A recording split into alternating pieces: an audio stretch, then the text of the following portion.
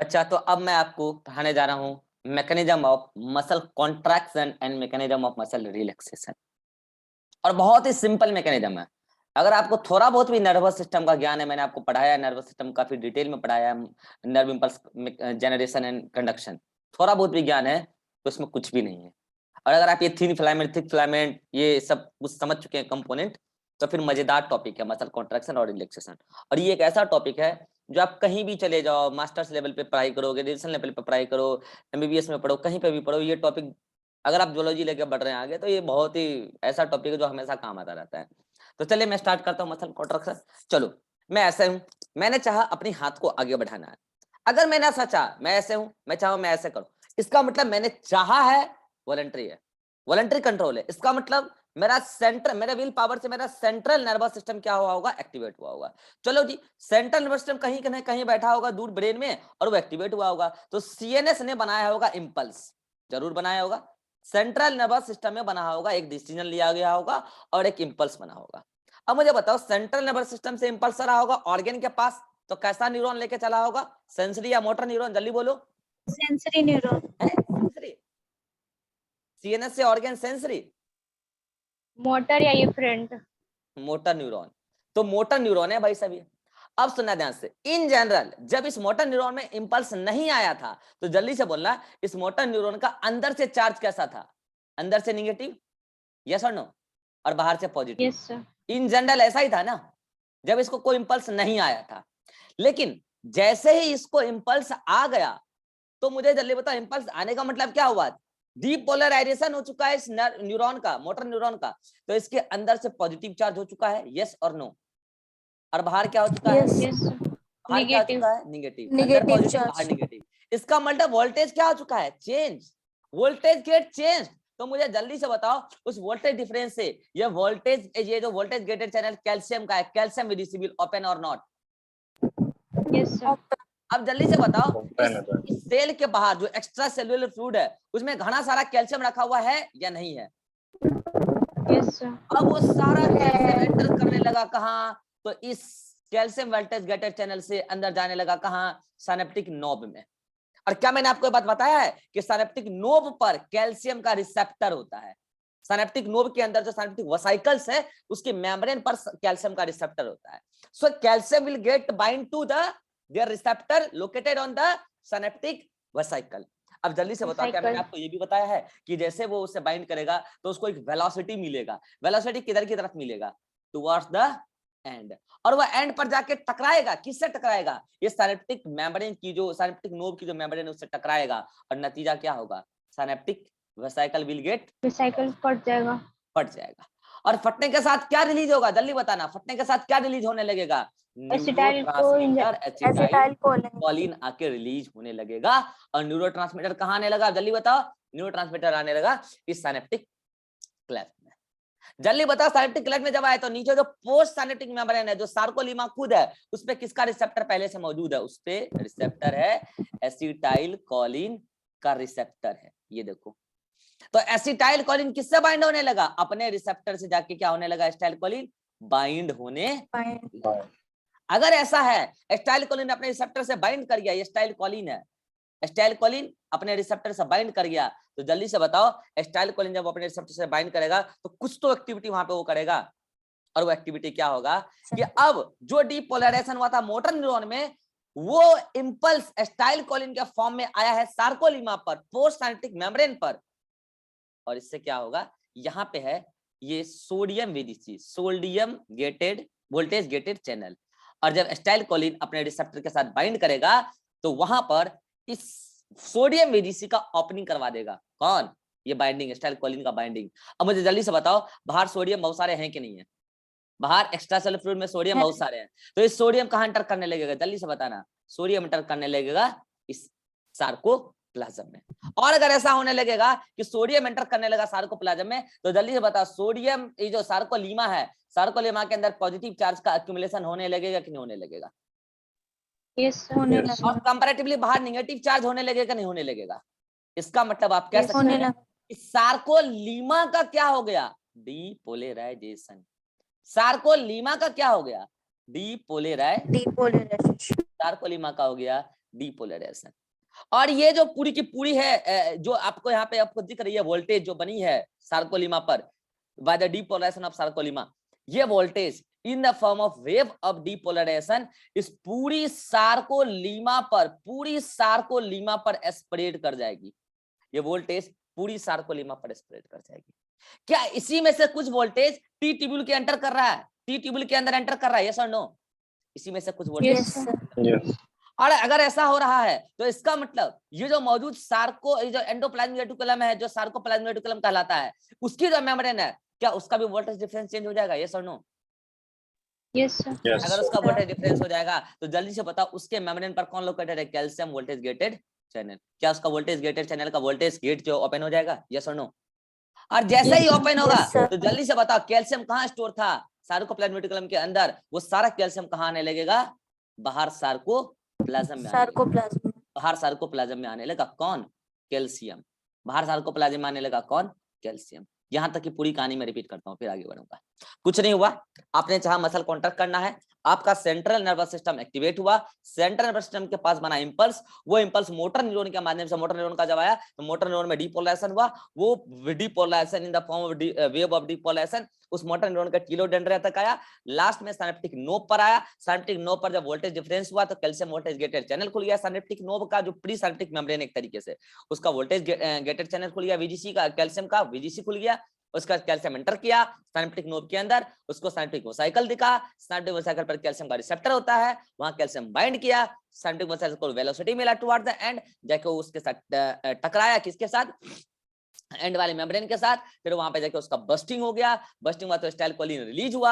अगर style Colin release हुआ तो स्टाइल कोलिन रिलीज होकर अपने रिसेप्टर के साथ जाके बाइंड कर गया, और जब अपने रिसेप्टर के साथ जाके बाइंड किया तो कैल्शियम वोल्टेज गेटेड चैनल का ओपनिंग करा दिया, उससे कैल्शियम अंदर आने, सॉरी सोडियम वीडीसी का ओपनिंग करा दिया, तो उससे सोडियम अंदर आने लगा। सोडियम अंदर आया तो पूरी सार्कोलिमा का ही क्या हो गया? डीपोलराइजेशन। और ये जो करंट है in the form of wave of depolarisation पूरी सार्कोलिमा पर फैल गई। और उसी में से कुछ करंट टी टेबुल में एंटर किया, टी टेबुल में एंटर किया तो कुछ करंट एल टेबुल में आया, एल टेबुल मतलब सार्कोप्लाज्मिक रेटिकुलम पर आया, इसका मतलब उसका भी वोल्टेज डिफरेंस चेंज हो गया।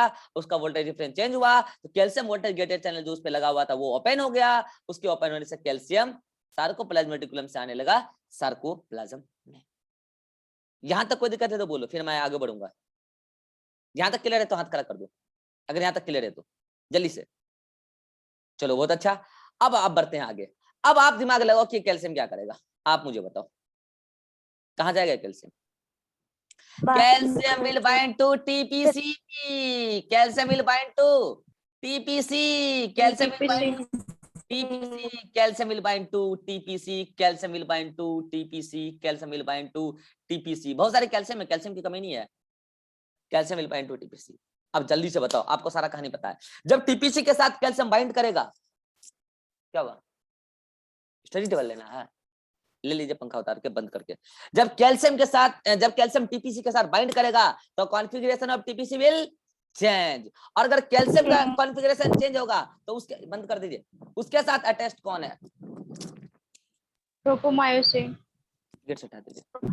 उसके साथ अटैच्ड कौन है? टीपीआई। अगर टीपीसी का कॉन्फ़िगरेशन चेंज होगा तो टीपीआई का भी कॉन्फ़िगरेशन चेंज होगा, और अगर टीपीआई का कॉन्फ़िगरेशन चेंज होगा तो टीपीटी का भी कॉन्फ़िगरेशन चेंज होगा। और अगर टीपीटी का कॉन्फ़िगरेशन चेंज होगा तो मुझे जल्दी से बता दो क्या परिणाम होने वाला है?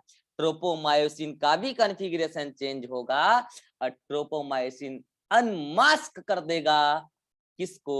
Myosin binding site located on जी एक्टिन। मैं फिर से रिपीट कर रहा हूं। कैल्शियम आया, कैल्शियम वोल्टेज गेटेड चैनल खुलने के बाद कैल्शियम आया ईसीएफ में, ईसीएफ में उसको दिखा कई सारे मायोफैब्रिल, मायोफैब्रिल पे उसको दिखा कौन? थिन फिलामेंट, थिन फिलामेंट के सबसे ऊपर में उसको कौन देखा है? टीपीसी यूनिट, टीपीसी के साथ बाइंड किया कैल्शियम, जब कैल्शियम टीपीसी के साथ बाइंड किया तो टीपीसी का कॉन्फ़िगरेशन चेंज हुआ, टीपीसी के साथ अटैच था टीपीआई, जो पहले से टीपीटी को बोलता था कि ट्रोपोमाइसिन को ढक के रखो, लेकिन चूंकि अब टीपीसी का कॉन्फ़िगरेशन चेंज हुआ तो टीपीआई का भी कॉन्फ़िगरेशन चेंज हो गया, तो अब टीपीआई टीपीटी को नहीं बोल पा रहा है कि उसको ढक के रखो, इसका मतलब टीपीटी का भी कॉन्फ़िगरेशन चेंज हो गया। टीपीटी का कॉन्फ़िगरेशन चेंज हुआ तो वही तो बोल रहा था ट्रोपोमाइसिन को कि ढक के रखो मायोसिन बाइंडिंग साइट को, इसका मतलब वो ट्रोपोमाइसिन को नहीं बोल पा रहा है, इसका मतलब ट्रोपोमाइसिन का भी कॉन्फ़िगरेशन चेंज हो गया। और नतीजा क्या हुआ? नतीजा क्या हुआ? Unmasking, unmasking of what? Unmasking of ये देखो, unmasking of what, filamentous actin. अरे फिलामेंटस एक्टिव नहीं, बाइंडिंग साइट बोलो, unmasking of myosin binding site located on, बोलो, लोकेटेड ऑन जी फिलामेंटस फिलामेंटस एक्टिन, जी एक्टिन ज्यादा सही होगा, लोकेटेड ऑन जी एक्टिन, अनमास्क हो गया वो पूरा। अच्छा वो सब यूनिट जो है वो सब इधर उधर नहीं गया, पास में ही है, बाद में रिलैक्सेशन में फिर काम आ जाएगा, रुक जाओ, वो पास में ही है, वो सब कहीं नहीं गया। लेकिन जितने भी ट्रोपोमायोसिन, जितने भी जी एक्टिन पे मायोसिन बाइंडिंग साइट थे वो सब क्या हो गए, एक्सपोज हो गए। यहां तक का कहानी समझ में आ गया, एक्सपोज हो चुके हैं, फील करो एक्सपोज हो चुके हैं, ठीक है जी। अब क्या होने वाला है, at the same time, at the same time क्यों बोल रहा हूं, उसी समय उधर मायोसिन हेड पर भी कुछ काम चल रहा होगा, क्या चल रहा होगा तो मैं बताता हूँ।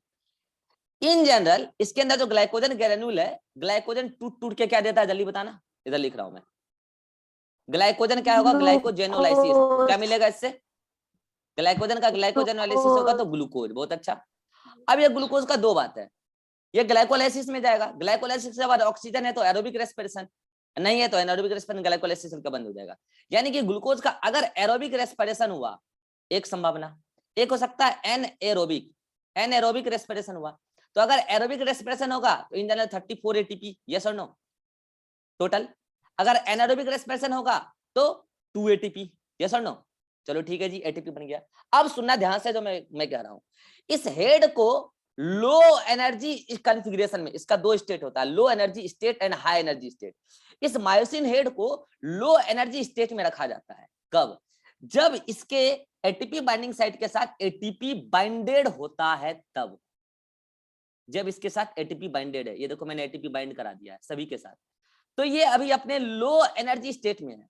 और जब ये अपने लो एनर्जी स्टेट में होता है, एटीपी अपने बाइंडिंग साइट के साथ बाइंडेड है, लो एनर्जी स्टेट में होता है मायोसिन हेड, तो वो क्या है, सुता हुआ है, देख रहे, वो एक तरीके से डाउन है, उठा हुआ नहीं है। अब मुझे बताओ, अगर उसको क्या करना है, हेड को एक्टिवेट करना है, अप करना है, तो एटीपी बाइंडेड पहले से है, तभी वो लो एनर्जी स्टेट में है। अगर आप चाहते हैं उस हेड को एक्टिव करना, to form the bond with the thin filament, तो एटीपी का कराओ हाइड्रोलाइसिस, सुना ध्यान से, एटीपी का बाइंडिंग मायोसिन हेड को लो एनर्जी स्टेट में रख रहा है, जैसे ही एटीपी का हाइड्रोलाइसिस होगा, तो जल्दी बताना एटीपी का ब्रेकडाउन से क्या क्या बनेगा, मुझे बता दो जल्दी से, एटीपी का breakdown for inorganic phosphate. ADP plus IP, hydrolysis हुआ तो एडीपी प्लस इनऑर्गेनिक फास्फेट, और साथ में क्या रिलीज हुआ, एनर्जी, एनर्जी। अब मुझे जल्दी से बता दो, साथ में तो एनर्जी रिलीज होगा, वो मायोसिन हेड को लो एनर्जी स्टेट से हाई एनर्जी स्टेट में लेके चल जाएगा, यस सर। और ये सारा का सारा हेड क्या हो जाएगा, जो अभी आपको सुता हुआ दिख रहा है, सारा का सारा हेड क्या हो जाएगा, खड़ा हो जाएगा। और अब एटीपी नहीं है इसके साथ, अब एटीपी नहीं है, अब कौन है, एटीपी टूट चुका है एडीपी और इनऑर्गेनिक फास्फेट में, एडीपी, और उसी में से एनर्जी रिलीज हुआ, और जैसे ही एनर्जी रिलीज हुआ यह हाई एनर्जी स्टेट में गया, और उस दौरान जैसे एनर्जी रिलीज हुआ उसी दौरान उससे इनऑर्गेनिक फास्फेट क्या हो गया, रिलीज हो चुका है, इनऑर्गेनिक फास्फेट क्या हो चुका है, रिलीज हो चुका है। इसके पास इतनी एनर्जी है, अब पहले तो ये क्या हो गया, हेड सारा का सारा इस तरीके से हो गया, देखो हेड क्या हो गया, एक्टिवेट हो गया, खड़ा हो गया, देख रहा है, देखो हेड खड़ा हो गया ना, सारे के सारे हेड एक्टिव हो गए हैं। एटीपी तो पहले से भी बाइंडेड था, जरूरत क्या था, उसको क्या कराने की जरूरत थी, हाइड्रोलाइसिस। अच्छा बताओ इस हेड के टिप पर क्या था, जल्दी बताना, आपको पता है ना, एक्टिन बाइंडिंग साइट, भूल मत जाना। तो सुनना ध्यान से, जैसे एटीपी का हाइड्रोलाइसिस हुआ, एनर्जी रिलीज हुआ, तो myosin head high energy state में गया, उसके बाद जैसे ही इनऑर्गेनिक फास्फेट रिलीज हुआ, पूरा हेड खड़ा होता हुआ दिख गया, अभी एडीपी उसके साथ ही है। अब क्या हुआ, जैसे ही इनऑर्गेनिक फास्फेट रिलीज हुआ, तो ये एक्टिन बाइंडिंग साइट कहां, जहां इसके ऊपर है, किसके ऊपर, मायोसिन हेड के ऊपर, और मायोसिन बाइंडिंग साइट कहां, थिन फिलामेंट के जी एक्टिन के ऊपर, ये सब क्या कर लिए, आपस में बॉन्ड बना लिए, ये सब आपस में क्या कर लिए, बॉन्ड बना दिए। इस बॉन्ड को कहते हैं क्रॉस ब्रिज, इस टाइप से बॉन्ड बनता जाता है, इस टाइप से, इस टाइप से, यहाँ पे क्रॉस ब्रिज बनता जा रहा है, ठीक है, इस टाइप से बॉन्ड बनता जा रहा है, कई सारे यहाँ पे क्रॉस ब्रिज बन गए, ठीक है जी, ऐसे बन के तैयार है, ठीक है। अब मुझे बताओ, अभी इस पूरे फिनोमेना यहाँ तक जो हुई है, यहाँ तक क्या हो गया, क्रॉस ब्रिज का फॉर्मेशन। क्या अभी मायोसिन हेड पर एडीपी रखा हुआ है, हाँ बिल्कुल रखा हुआ है।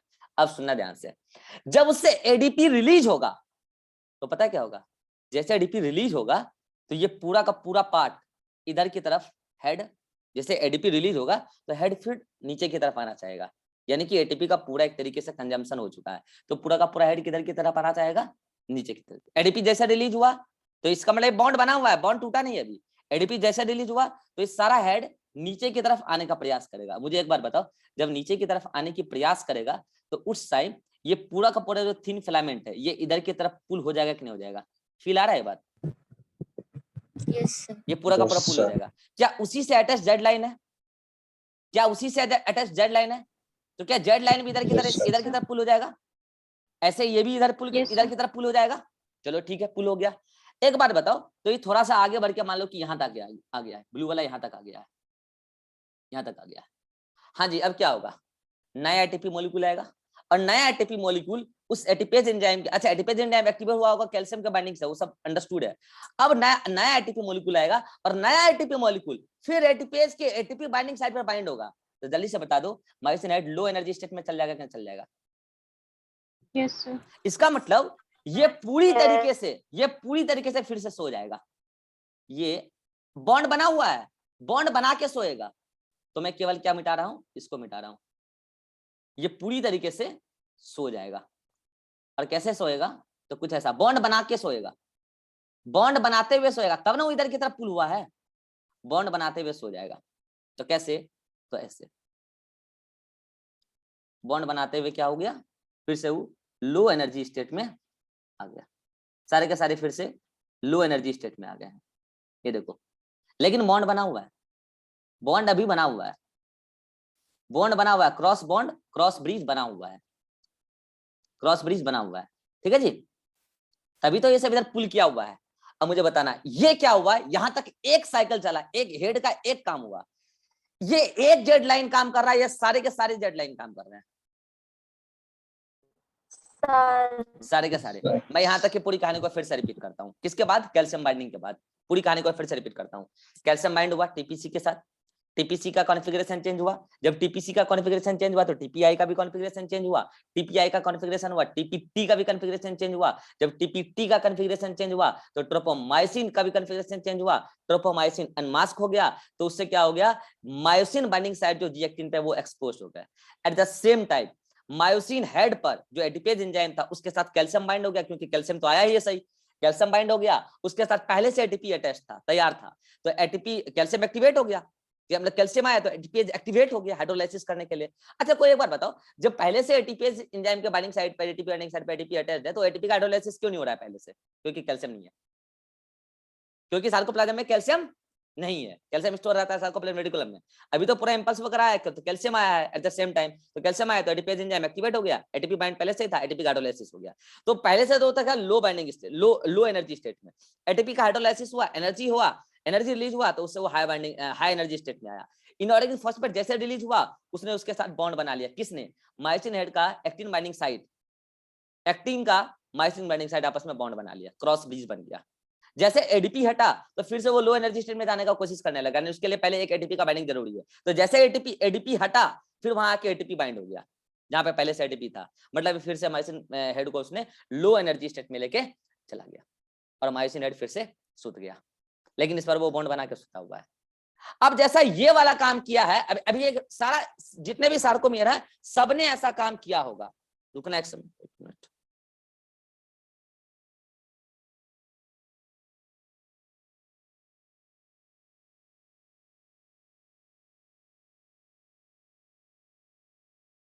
हाँ सबने ये काम किया होगा, जितने भी सार्कोमियर हैं सभी ने ये काम किया होगा, और जितने भी मायोफाइब्रिल हैं सभी ने ये काम किया होगा। अब मुझे बताओ इसके आगे अगला, इसके आगे अगला, अगला ऐसे तो लगा हुआ है ना, तो मुझे एक बार बताओ फिर अगला हेड भी तो यही काम करेगा, अगला हेड पे फिर एटीपी आएगा, एटीपी पहले से बाइंडेड है, कैल्शियम आएगा, और कैल्शियम आएगा तो फिर उसके साथ उसका एटीपी हाइड्रोलाइसिस कराएगा, फिर वो हेड हाई एनर्जी स्टेट में जाएगा, फिर उसके साथ यहाँ बॉन्ड बनेगा, ये सर नो, यहाँ बॉन्ड बनेगा, फिर वो लो एनर्जी स्टेट में जाएगा, तो मुझे बता फिर से ये आगे की तरफ पुल किया जाएगा नहीं किया जाएगा, इधर से भी। तो एक समय ऐसा आएगा कि ये पूरा किनारा एक दूसरे को क्या कर देगा, टच कर देगा, और एच जोन में जहां आप पहले से कह रहे थे कि थिन फिलामेंट नहीं है, वहां थिन फिलामेंट हो जाएगा, मौजूद हो जाएगा, वहां थिन फिलामेंट आ जाएगा। तो जल्दी बताओ, maximum contraction H zone becomes disappear. यही है मसल कॉन्ट्रैक्शन का मैकेनिज्म। बोलो जी, मसल कॉन्ट्रैक्शन का मैकेनिज्म समझ में आया कि नहीं आया? जल्दी बोलो। तो मुझे जल्दी से बता दो, मसल कॉन्ट्रैक्शन में कितने एटीपी यूज हुए? जल्दी बताओ, एक या दो? एक। दो। अब क्वेश्चन बदल रहा हूं, मसल कॉन्ट्रैक्शन में कितने एटीपी हाइड्रोलाइज्ड हुए एक साइकिल में? एक हुआ। हाइड्रोलाइज्ड एक में है। जल्दी बताओ, ATP hydrolysis is responsible for high energy state of myosin head और low energy state of myosin head? High energy. High energy state. ATP binding is responsible for high energy state of myosin head और low energy of myosin head? Low energy of myosin head, low energy state of myosin. देखो भाई साहब, मैं जो पढ़ा रहा हूँ ये सब आपके मंडी में नहीं पढ़ाया जाता। आप जिस मंडी से पढ़ के आए या आप जिस मंडी को पसंद करते हैं, वो सब चीज इधर ही चलता है, इसी प्लेटफॉर्म पे चलता है। ये सब चीज आप वो मास्टर को बोलिएगा तो उसको पल्ले भी नहीं पड़ेगा क्या पढ़ा रहे हैं। समझ में आ रहा है? ये सब बहुत हाई लेवल की बातें चल रही है। आपको सब मेडिकल कॉलेज में आपको समझ में आएगा मैं क्या पढ़ा रहा हूँ। लो energy state, high energy state, ये सब चीज इधर उधर नहीं पढ़ाया जाता है। सब बहुत इन्फॉर्मेशन में मैंने सब कलेक्ट करके लाता हूँ आपके लिए, ठीक है? तो ये हो गया। अब यहाँ तक तो कॉन्ट्रैक्शन हो गया। अब मुझे एक बार बताओ, ये तो कॉन्ट्रैक्टेड हो जाएगा, रिलैक्सेशन भी तो कराना है। तो जल्दी से बताओ, क्या मैंने आपको पहले बात बताया है कि मसल के कॉन्ट्रैक्शन के लिए इंपल्स का आना जरूरी है, रिलैक्सेशन के लिए इंपल्स का आना जरूरी नहीं? रिलैक्सेशन तो जैसे आपने चाह लिया कि हाथ को यहाँ लेके जाना था, ले आया। अब रिलैक्स कराना है, रिलैक्सेशन के लिए कोई इंपल्स नहीं चाहिए। रिलैक्सेशन का मतलब ही यही है कि सीएनएस से इंपल्स आना बंद, सीएनएस से इंपल्स आना बंद हो गया। और अगर सीएनएस से इंपल्स आना बंद हो गया तो जल्दी से बता दो, इस मोटर न्यूरॉन का डिपोलराइजेशन, इस मोटर न्यूरॉन का डिपोलराइजेशन बंद हो गया। तो मोटर न्यूरॉन का डिपोलराइजेशन बंद हो गया तो रीपोलराइज हो गया, यस और नो? अगेन पोलराइज हो गया। तो बस जल्दी से बताओ, calcium water gate channel open है क्लोज? क्लोज। तो कैल्शियम का एंट्री रुक गया कि नहीं रुक गया? Yes sir. तो अब सिनेप्टिक वसा का फटना रुक गया कि नहीं रुक गया? Yes sir. तो अब स्टाइल कोलिन आके से चैप्टर पे बाइंड होना रुक गया कि नहीं रुक गया? Yes sir. तो सोडियम यूरिसी बंद हो जाएगा कि नहीं हो जाएगा? Yes sir. सृष्टि एक मिनट रुक जाओ। सृष्टि तुम मत बोलो, नेटवर्क एरर है। सृष्टि तुम मत बोलो, सृष्टि तुम मत बोलो, नेटवर्क एरर है, मत बोलना। विवेक और रिवा बोलेगा केवल। हाँ, सोडियम यूरिसी बंद हो जाएगा कि नहीं हो जाएगा? Yes sir. अगर सोडियम यूरिसी बंद हो जाएगा तो पूरी सार्कोलीमा पर जो डिपोलराइजेशन हुआ था वो अगेन रीपोलराइज हो जाएगा कि नहीं हो जाएगा? Yes sir. अगर वो रिपोलराइज होगा तो जो करंट आता था, जो वेव ऑफ डिपोलराइजेशन आता था टी ट्यूबुल पे, वो अब आएगा या नहीं आएगा? नहीं आएगा। तो एल ट्यूबुल में इंपल्स आएगा कि नहीं आएगा? नहीं आएगा। तो एल ट्यूबुल का जो मेम्ब्रेन के अक्रॉस वोल्टेज था वो नॉर्मल हो जाएगा या अभी भी एक्साइटेड रहेगा? नॉर्मल हो जाएगा। तो उसका परिणाम क्या होगा? कैल्शियम वोल्टेज चैनल ओपन ही रहेगा या क्लोज होगा? क्लोज हो जाएगा। कैल्शियम वोल्टेज चैनल क्लोज हो जाएगा। अब रुको, अब कोई इंपल्स नहीं आ रहा है, कैल्शियम वोल्टेज चैनल क्लोज हो जाएगा। अब चलेगा पंप। कौन सा पंप कोई बताएगा? Calcium pump. Calcium ion pump. हाँ, फिर से एटीपी यूज होगा। मसल के रिलैक्सेशन में भी एटीपी यूज होता है। तभी कहता हूँ खाया पिया करो, एटीपी रहेगा तब मसल कॉन्ट्रैक्ट करेगा। अब रिलैक्सेशन में भी एटीपी यूज होगा और उसमें वर्क करेगा ये पंप। अच्छा एक बार बताइए, पंप क्यों बोल रहे हैं इसको? कैल्शियम पंप क्यों काम कर रहा है? कैल्शियम पंप है, कोई बताएगा? ये पंप यहाँ पे एक्टिव ट्रांसपोर्ट कराने की जरूरत है, बोलो क्यों? ये स्टोरेज हाउस है भैया, स्टोरेज हाउस। मतलब यहाँ पे कैल्शियम खूब सारे भरे पड़े रखे हुए हैं। तो एक बार बताओ, फिर भी आप कैल्शियम को यहीं पे ठूसना चाह रहे हो, तो एक्टिव ट्रांसपोर्ट या पैसिव? एक्टिव। एक्टिव, इसीलिए पंप। अब पता है पंप क्या करेगा? एक बार बताओ, इससे पहले तो क्या हो रहा था? कैल्शियम खूब सारे आ रहे थे तो बाइंड कर रहे थे टीपीसी के साथ, इधर एटीपीएस एंजाइम को भी एक्टिवेट कर रहे थे, यस और नो? खूब सारे कैल्शियम आ रहे थे, यहाँ पे बाइंड कर रहा था टीपीसी के साथ कैल्शियम, इधर एटीपीएस एंजाइम के साथ भी बाइंड कर रहा था, तो एटीपीएस पे हाइड्रोलाइसिस चल रहा था, एटीपी का हेड एक्टिव हो रहा था। लेकिन अब आना रुक गया कैल्शियम, और ऊपर से ये जो पंप है, ये पंप जितने भी टीपीसी के साथ बाइंडेड होते हैं कैल्शियम, वो बहुत ही ट्रांजिएंट स्टेट के लिए होते हैं। ट्रांजिएंट समझते हो? परमानेंट बाइंडिंग नहीं होता है टीपीसी के साथ कैल्शियम का, एक फिक्स टाइमिंग के लिए होता है और एक प्रॉपर टाइम के लिए होता है। जब तक मसल कॉन्ट्रैक्ट करेगा तब तक वो उसके साथ बाइंडर रहता है, फिर वो सारा टीपीसी कैल्शियम को रिलीज कर देता है, और रिलीज करके कहाँ जाएगा? सार्कोप्लाज्म में, यस और नो? सार्कोप्लाज्म में। अब मुझे एक बात Yes, बताओ, sir. जो कैल्शियम इस एटीपेज एंजाइम के साथ बाइंड किया था इसको एक्टिव करने के लिए, तो उसका तो काम हो गया ना, एटीपेज का काम हो गया ना, एटीपी का Yes, हाइड्रोलाइसिस sir. कर दिया ना, तो उसने भी कैल्शियम को फेंक दिया होगा कि नहीं? कहाँ फेंका होगा? सार्कोप्लाज्म में, सार्कोप्लाज्म में। तो सार्कोप्लाज्म में सारा कैल्शियम फ्री हो चुका है, एटीपेज ने भी फेंक दिया सार्कोप्लाज्म में अपना काम करके, फिर टीपीसी ने भी छोड़ दिया कैल्शियम को थोड़ी देर के बाद, तो सारा कैल्शियम कहाँ पड़ा हुआ है? सार्कोप्लाज्म में। अब पंप का वही काम है, इस सारा एक एक कैल्शियम को चुन चुन के सार्कोप्लाज्म रेटिकुलम में फेंको, एक एक कैल्शियम को चुन चुन के फेंको, और सारा कैल्शियम चल जाएगा कहाँ? सार्कोप्लाज्म रेटिकुलम में। कैल्शियम पंप का भी काम हो गया।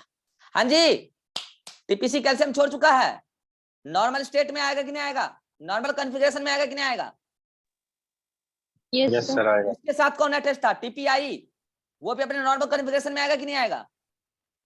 Yes sir. उसके साथ कौन अटैच था? टीपीटी, वो भी अपने नॉर्मल कॉन्फ़िगरेशन में आएगा कि नहीं आएगा? Yes sir. ये Yes, sir. तीनों मोती आपस में अटैच थे, और ये तीनों मोती किस चादर के साथ अटैच था? ट्रोपोमायोसिन। तो ट्रोपोमायोसिन भी अपने नॉर्मल स्टेट में आएगा कि नहीं आएगा?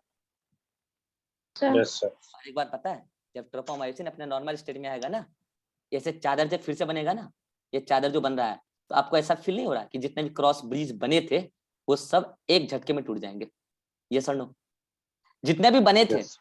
जितने भी क्रॉस ब्रिज बने थे, जब ट्रोपोमायोसिन फिर से मायोसिन बाइंडिंग साइट को मास्क कर रहा होगा, तो जितने भी क्रॉस ब्रिज बने थे वो सभी के सभी एक झटके में टूट जाएंगे। इसको बोलते हैं पावर स्ट्रोक। एक झटके में ये सारे के सारे, कौन सी, ये जो है मायोसिन मतलब ये क्रॉस ब्रिज टूट जाएंगे। जल्दी से बताओ, जैसे ये सब छूटेंगे तो जितने के जितने मायोसिन हेड बॉन्ड बना के थे, अब वो बॉन्ड बना के रहेंगे या फिर बिना बॉन्ड बनाए रहेंगे? बिना बॉन्ड बनाए बिना रहेंगे। पहले बॉन्ड से बनाए डबल रहेंगे. स्टेट में, बस अंतर क्या होगा? बिना बॉन्ड बनाए रहेंगे। अब जल्दी से बताओ, किसको जो इधर पुल करके रखा गया था, किसको? थिन फिलामेंट को। क्या अब उसको पुल करके कोई रखने वाला है? बॉन्ड टूट चुका है? नहीं है। No, नतीजा नो क्या सर। होगा? नतीजा क्या होगा? जेड लाइन अपने नॉर्मल पोजीशन पे चल जाएगा, अपने थिन नॉर्मल पोजीशन फिलामेंट पे चला अपने जाएगा। नॉर्मल पोजीशन पे चल जाएगा, आई बैंड अपने नॉर्मल साइज को रिगेन कर लेगा, मसल इज रिलैक्स्ड। यही है मसल कॉन्ट्रैक्शन और रिलैक्सेशन। मेरे एक सवाल का जवाब दे दो, मसल कॉन्ट्रैक्शन में एटीपी का खर्चा होता है कि मसल रिलैक्सेशन में? कॉन्ट्रैक्शन में। सुनिए. दोनों में। दोनों में, ये तो सिखाना था। तो दोनों में, मसल कॉन्ट्रैक्शन में टीपीसी के साथ भी, सॉरी, मसल कॉन्ट्रैक्शन में हेड के एक्टिवेशन के लिए कैल्शियम चाहिए, सॉरी एटीपी चाहिए, और रिलैक्सेशन में कैल्शियम पंप के लिए एटीपी चाहिए। दोनों में एटीपी का खर्चा होता है। This is all about muscle contraction relaxation. अब एनसीईआरटी में क्या है, इसी बातों को अलग तरीके से डायग्राम में दे रखा, मैं वो भी समझाऊंगा, डायग्राम लाके समझाऊंगा, उसकी चिंता ना करो। यहाँ तक में कोई दिक्कत है तो जल्दी से मेरे को बोलो। हाँ भाई, यहाँ तक में कोई दिक्कत है? No sir. तो चलिए मिलते हैं अगले मीटिंग में, और अगले मीटिंग में पहले मैं आपको वो वाला डायग्राम समझा देता हूँ।